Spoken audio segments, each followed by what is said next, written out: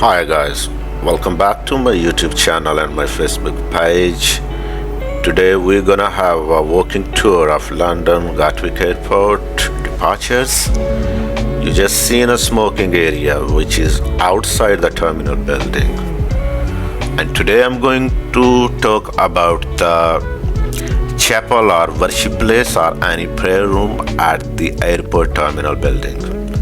So I just found if we go to the second level, there is counters of EasyJet Airlines check-in counters and baggage drop-off area.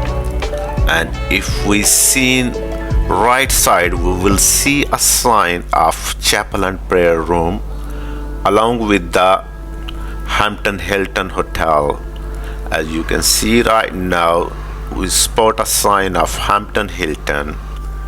Very next to it, there are signs of chapel and prayer room. This is a multi-faith prayer room and all are welcome here. As you seen some welcoming sign here, this is the prayer area. Some books also here and also ablution area. And now we are at security checks. After the security check, we are now in a duty-free area.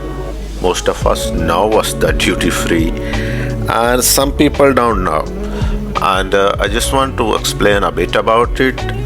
Duty-free area is actually which is exempt from the government tax or VAT or VAT, whatever we can say. So we have a chance here if item is worth of £100, maybe we can buy it £80 because in UK VAT duty is 20% on all items. Here are a lot of choices here to shopping and for dining. Some restaurants here, fast food, and also if you want some snacks, there is also sandwiches available at WH Smith shop as a meal deal. If you are a subscriber of my channel, you know I always talk about the right size of the cabin bag.